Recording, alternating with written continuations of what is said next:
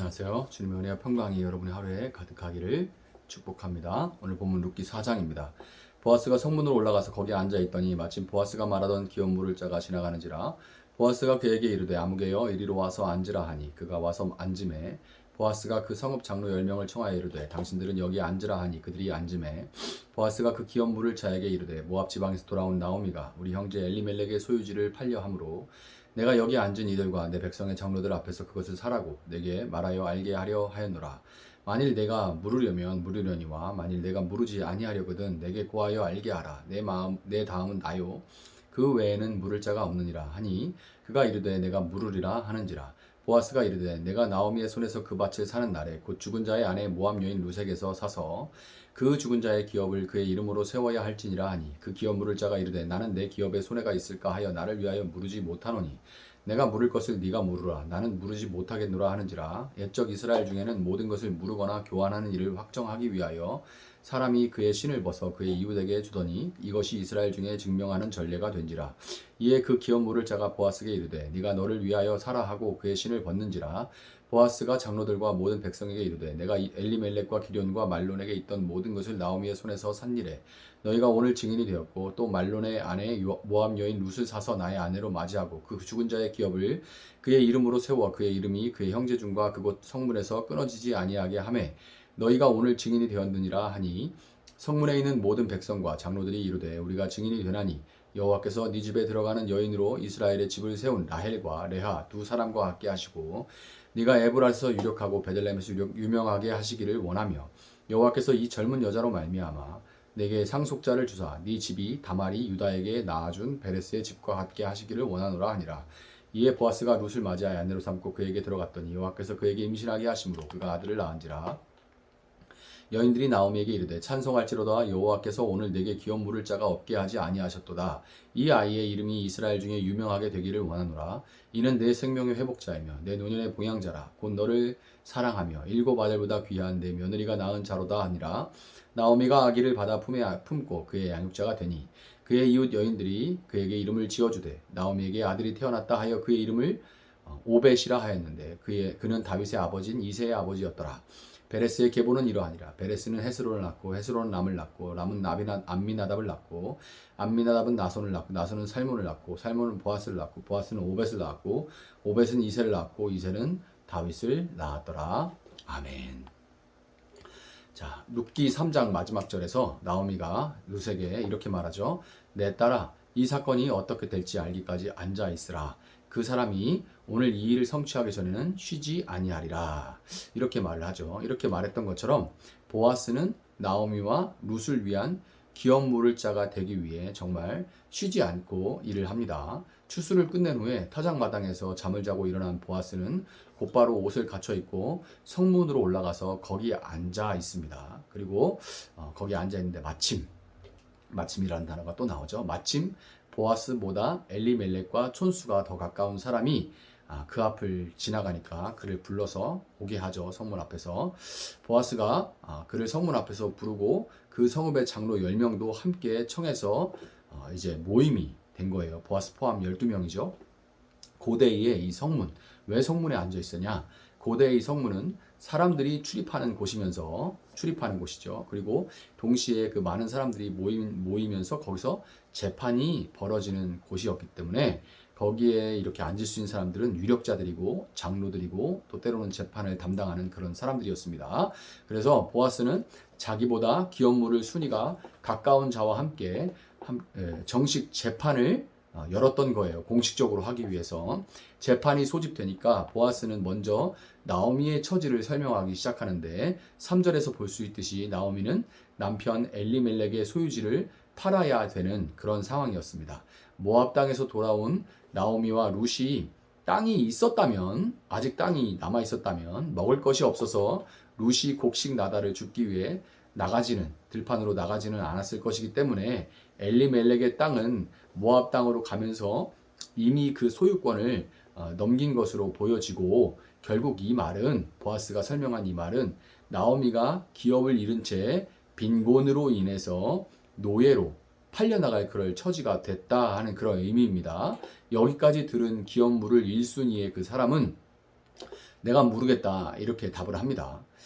비록 이 땅값을 치르는 것은 리스크죠. 이제 가진 재산에서 출혈이 나겠지만 그래도 그렇게 함으로써 땅값을 치러서 이제 그 땅을 되찾음으로써 이제 마을로부터 친족의 어려움을 외면했다 하는 그런 소리를 듣지 않아도 될 뿐더러 그 땅에서 농사를 지으면 나오미가 먹을 것은 이제 공급해 준다고 해도 그녀가 뭐 나이가 이미 들었는데 영원히 살 것도 아니고 장기적으로는 그 땅의 소출을 통해서 이득을 얻을 수 있을 것 같았기 때문에 내가 모르겠다 하고 이제 머리를 쌩쌩쌩 돌려가지고 그렇게 답을 한 거죠. 그런데 보아스가 거기서 멈추질 않습니다. 거기서 그치지 않고 설명을 이어나가요. 엘리멜렉의 밭을 물른다면 그냥 밭만 물러주면 이렇게 그 사람이 생각한 대로 될 수 있는데 거기서 그치는 것이 아니라 나오미의 며느리 룻도 아내로 취해서 그녀가 자녀를 낳으면 그 자녀를 통해 그 기업이 대대로 이어나가도록 그렇게 해야 된다. 아들을 낳도록 해줘야 된다. 이 얘기를 이제 이어나가는 거예요. 그게 기업을 제대로 이제 물는 방법인 거죠. 그러니까 이제 이 얘기까지 들은 기업 물일 1순위는 다시금 이제 또 바빠졌어요. 머리를 팽팽 돌린 끝에 6절과 같이 나는 내 기업에 손해가 있을까 하여 나를 위하여 물으지 못하노니 내가 물을 것을 네가 물으라 나는 물으지 못하겠노라 이러고서 발을 빼고 말았습니다.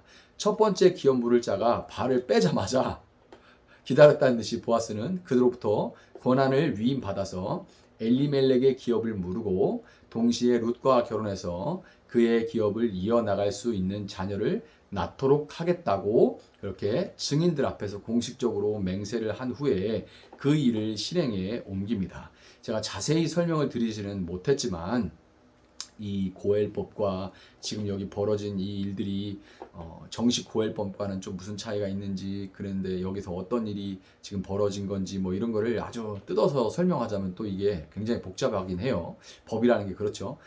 그래서 자세히 설명은 못하고 대략적으로 설명을 드렸지만 기업을 무르는 일에 있어서 보아스에게 이득이 될 일은 전혀 없을 뿐더러 그의 기업과 기존 가정 질서에 있어서 큰 위험이 될 거라는 것은 다 이해하실 수 있을 겁니다. 제가 설명드린 것만 해도 보아스에게 이득될 거는 없다. 그리고 그의 기존 살아가면서 그가 그동안 쌓아왔던 것에 기존 질서에 큰 위험이 자칫될 수 있다라는 것은 여러분 이해할 수 있을 거예요. 그럼에도 불구하고 그 일을 감당하는 보아스에 대해 그 일을 감당하겠다 하고 그 일을 실천에 옮기는 보아스에 대해서 11절, 12절과 같이 성문에 있는 모든 백성과 장로들은 여호와께서 이 젊은 여자로 말미암아 내게 상속자를 주사 네 집이 다말이 유다에게 낳아준 베레스의 집과 같게 하시기를 원하노라 하면서 축복을 합니다. 유다와 다말은 창세기 38장에 나오는 이야기죠. 시어머니와 며느리 사이였어요. 다말이 유다의 두 아들 엘과 오난이 자녀를 얻지 못하고 엘과 오난으로부터 자녀를 얻지 못하고 이제 그 두 아들이 다 죽고 셋을 이제 유다가 주지 않은 상태에서 다말이 창기로 분장하고 해서 시아버지와 동침하는 그런 사건이 창세기 28장에 나오지 않습니까? 그래서 결국 유다를 통해서 다말이 베레스와 세라를 쌍둥이를 얻었어요. 그런데 사실 이렇게 유다를 통해서 얻었지만 엄밀하게 말하면 고엘법에 따라 엄밀하게 말하면 이 아들은 베레스는 유다의 장자인 엘의 뒤를 이어야 마땅합니다. 그러니까 유다 자식이 아니라 엘의 자식이 되는 거예요. 그렇지만 성경은 유다의 계보에 있어서 엘을 빼버리고 바로 베레스를 넣어서 유다 다음 바로 베레스예요. 그냥 엘, 오난 어디 갔나 없어졌어요. 그냥 유다 다음에 베레스입니다. 그래서 베레스를 유다의 자녀로 성경은 인정하는데 이와 마찬가지로 보아스와 룻 사이에 태어난 오벳 역시 엄밀히 말하면 엘리멜렉의 아들인 기륜과 말론, 이제 또 룻은 말론의 아내였거든요. 그러니까 말론의 뒤를 이어서 가문의 기업을 이어나가는 것이 맞음에도 불구하고 성경은 21절에서 볼 수 있듯이 보아스가 오벳을 낳았다고 말합니다. 보아스가 오벳을 낳았다고 말해요. 보아스의 이 원래 본부인을 통해서 있는 자식들도 많을 텐데 그냥 룻과 결혼해서 낳은 오벳이 보아스로부터 내려온 계보다. 보아스 다음에 오벳이다. 이렇게 성경은 이렇게 이야기를 해버려요. 왜 그렇게 할까요? 22절에 볼 수 있듯이 이 계보가 바로 보아스로부터 다윗 왕으로 이어지는 계보고, 종국의 다윗의 자손으로 이 땅에 오시는 예수님의 그 계보이기 때문입니다. 이 계보가 바로 예수님의 계보이기 때문이에요. 여러분, 우리는 하나님을 떠나서 내 눈에 보기 좋은 대로 살다가 결국 죄의 노예로 팔렸던 그런 존재들입니다. 기업물을 1순위와 같이 세상에서 우리가 가장 가깝다고 생각했던 돈과 명예와 힘은 정작 우리가 힘들고 자기 기업에 손해를 끼칠 것 같으면 가차없이 우리를 포기하고 버려버렸습니다. 자기에게 득이 될 때만 내가 모르겠다 하지, 우리가 자기 기업에 해가 될 것 같으면 가차없이 우리를 포기하고 버려버려요. 그렇지만 예수님은 삭군과 같은 세상과 다르게 받은 만큼만, 득이 되는 만큼만 일하는 삭군과 다르게 우리의 기업, 우리의 생명과 사명을 회복시키기 위해서 손해를 넘어 자신의 목숨값으로 우리를 대신해서 우리의 기업을 물러주셨습니다. 예수님이 죄에 팔린 우리를 위해서 기업을 물러주심으로 인해서 하나님의 법정에서, 정식으로 법정이 열렸었잖아요. 성문 앞에서. 그 법정에서 우리는 영원히 무죄고 더 나아가 의로운 자로 불리게 되었고, 육신의 계보에서 벗어나 영원한 하나님 나라의 계보에 들어가게 된 겁니다. 참 이 루기가 너무나 아름답고 놀라운 이야기죠.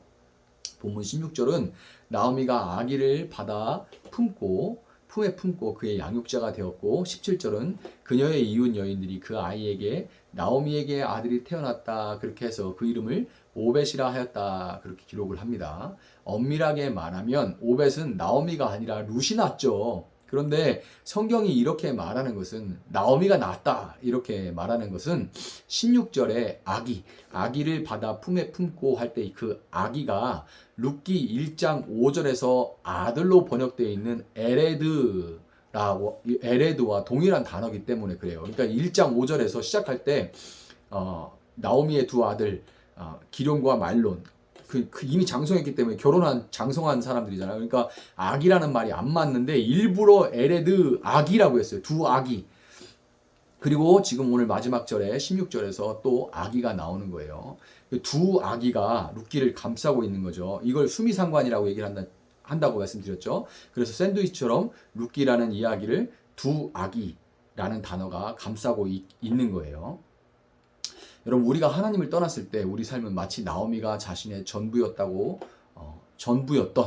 두 아들을 잃은 것처럼 텅 빌 수밖에 없었지만, 하나님은 룻과 보아스의 인애를 통해 보이지 않게 그녀의 삶 속에 개입해서 일하셨고, 마침내 보아스의 기업 무릎을 통해서 그녀의 품에 아기를 안김으로써 생명이 없던 그녀가 오벳, 나오미의 아들이라는 생명을 품에 안은 텅 빈 인생에서 가득한 존재로 회복되도록 해주셨습니다. 사사기와 같은 시대를 살아가면서 우리가 하나님의 어떤 사랑을 받음으로써 텅 빔에서 가득한 존재로 죽을 수밖에 없는, 허무할 수밖에 없는 그런 텅 빈 인생에서 가득한 영생을 소유한 하나님의 자녀라 택함받고 부름받는 그런 가득 찬 존재가 되었는지를 기억하고 감사하며, 또한 이 공허하고 허무한 시대를 살아가면서 무엇으로 과연 채움받을 수가 있는지를 보아스와 룻과 같은 그 인애의 삶으로 증거하면서 살아가는 여러분들이 될 수 있기를 예수님의 이름으로 축복합니다. 잠시 기도하겠습니다. 사랑하시는 하나님, 감사합니다.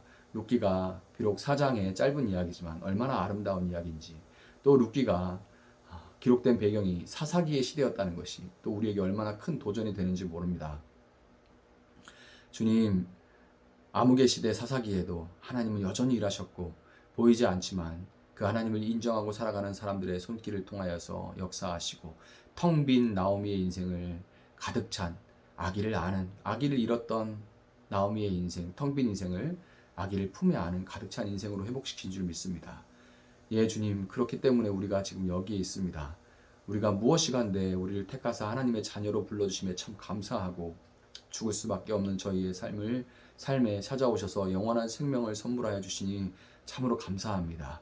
이것이 다시금 우리 마음을 뛰게 하시고 벅차게 하시고 감격하게 하셔서 세상의 짓누름으로부터 우리를 텅 비게 하려는 그런 세상으로부터 다시금 가득 찬 인생으로 살아갈 수 있도록 하나님 함께하여 주시고, 또 하나님 텅 빈 가슴을 부여잡고 무엇으로 채워야 하나 하면서 세상의 즐거움과 쾌락을 쫓는 사람들에게 그렇게 해봐야 그 마음에 채워지는 것은 없고 결국 병드는 것은 그 영혼과 육신뿐이라는 것을 알리며 오직 하나님만이 영원히 그 텅 빔을 채워주시는 분이라는 것을 우리의 인애로 증명하며 살아갈 수 있는 저희들 될 수 있도록 하나님 함께하여 주시옵소서. 감사하며 예수님의 이름으로 기도합니다. 아멘. 오늘 주신 말씀 붙들고 계속해서 기도합니다.